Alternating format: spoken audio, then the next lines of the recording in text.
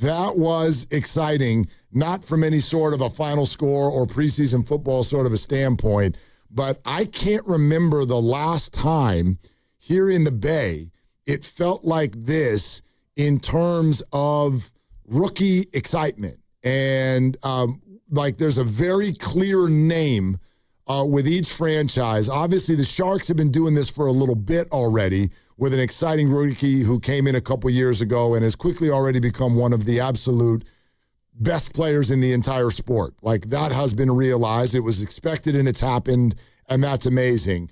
I'm not saying that any of these three, Bryce Eldridge, Yaxel Lindeborg, De'Zhaun Stribling, are heading for that, but who knows? Stardom is on the table. It's so early.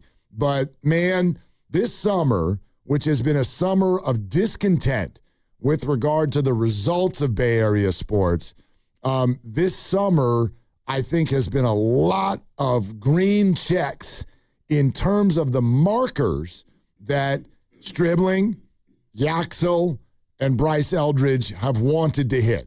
There's only so many things you can do so far. Yaxel and Stribling haven't played in a real game yet. But everything that you want to see Yaxel do at Summer League, he did it. I think for the most part, I know Bryce has been struggling, but what you wanted to see him come up and do, come up, hit home runs, stay, look like a big leaguer, and then Stribling, one preseason game, camp, all of the mock draft consensus crap, and they look great. They look great. And he caught 7 balls last night, and he absolutely looks the part. And it's the way he went about catching them. A lot of them were just high point, hands only, vice grip, boom, I have this. And he had the toe tap down the sideline that I thought was a fantastic body control. And you just see him out there, and he looks like something. He's big, he's fast enough, he runs good routes, and he's got great hands. And so it's easy to say, all right, preseason game, don't get too excited. And I'm not too excited, but when you come out, and he even mentioned it post-game, there were nerves early, and then he settled in, and he made some good grabs. And the one telltale sign for me is the coaches and all the rest of the brain trust, they saw what they saw early enough to where they took him out of the game. He didn't even play past the second quarter. And Mac didn't play. I didn't even realize that Mac wasn't going to play either. So it's not like he put up huge numbers. He caught 7 balls. I think it went for like 63 yards or something like that. So everything was, not everything, outside of one play, things were pretty short and, near the line of scrimmage. But that's because he's playing with, Martinez and Rourke? Yeah. Are these our guys? Who the hell was out there? Nobody. No starters were out there for the most part with the offense. So, yeah, you're not looking so much at stats or even team performance. You're looking still at characteristics. As you pointed, high pointing the ball, toe tapping, body control. Hands. Right. And so, look, y'all know me when we talk about this stuff. I do not get excited about the draft the day after the draft. I don't do draft grades, and I still won't. They've got to do this when the light comes on. But also, all we can talk about at this point is what we've seen. And it really wasn't just about last night. He has been lighting camp up. He has been a Brock Purdy favorite. He has been performing at the level that you want him to perform. So what is that going to mean this year? I have no idea. Mike Evans and Deebo are on this team too. I don't even know necessarily how many opportunities he's going to get.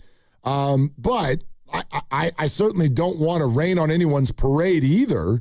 If you want to get excited about the rookies, I think that is completely in a fair space right now. Well, you should get excited about the rookies, and primarily this guy because he was your top pick, number 1 pick in the second round. And if you look at the room right now, the wide receiver room, Christian Kirk is unavailable. Mike Evans will be. I have no worry about that, but he is older, coming off his most injured year ever. Deebo Samuel's a different receiver, and I think that he's going to play less than what people think, but he'll play in very specialized roles. I think that Robinson's going to be a guy who does the same, specialized roles. Maybe we want to stretch it. He's going to play a good amount. He's going to play. If you wanted to break down the snap count, if everyone's healthy, what's the snap count this is an interesting power ranking? I would say for wide receivers. Evans would be 1. Okay, hold on. Can we throw out a few of the quirky pieces of this?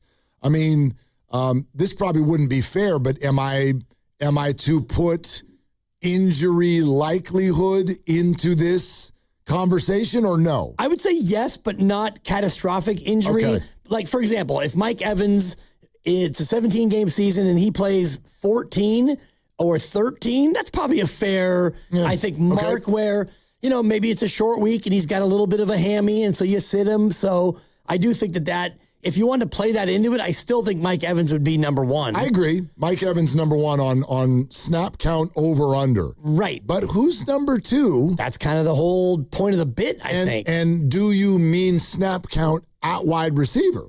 Well, yes. Because Deebo Samuel is a wide receiver, but his snap count, some of his snaps are going to be in the backfield. But those will still count as a wide receiver unless McCaffrey's not on the field. Okay. If McCaffrey's out and you go to a, one running back Deebo and two tight ends and two receivers, well, then Deebo ostensibly is a running back. The wild card in this one for me is Christian Kirk because we barely seen him.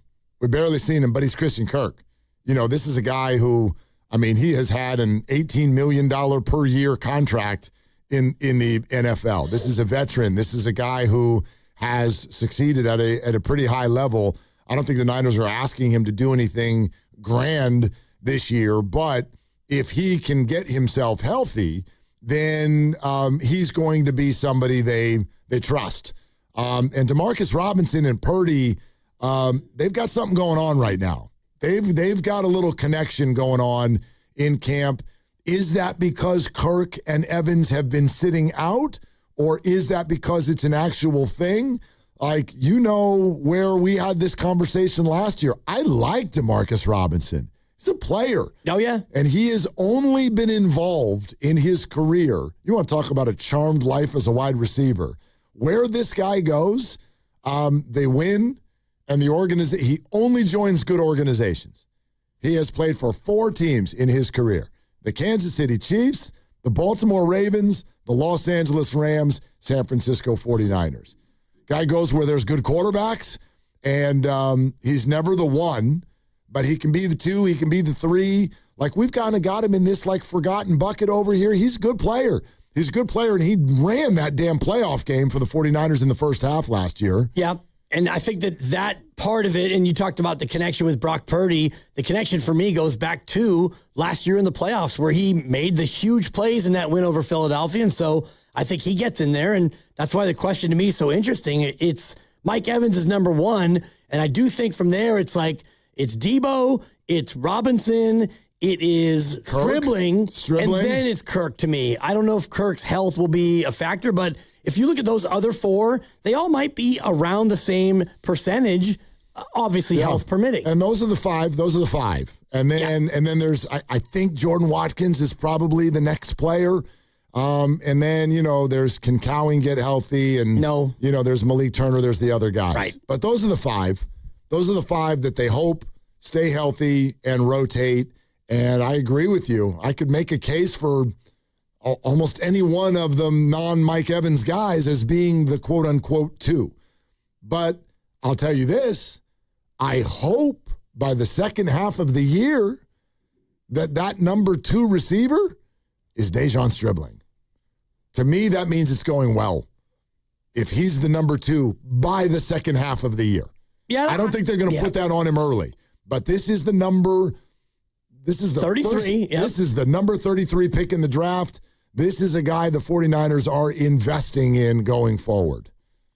And that's a fair way to look at it, but I'm looking more in the short term of what Deebo, if Deebo is right, and everyone's talking about how fit he is coming into camp. I heard Vic Tafur on with the fellas in the midday, and Deebo looks good, he looks fit, he looks ready to go. What he gives you in terms of the huddle, you don't know if McCaffrey's going to the slot and Deebo's in the backfield, and then all the motions and Deebo goes here and McCaffrey goes there. The Deebo confusion factor, I think, is worth a lot for Shanahan.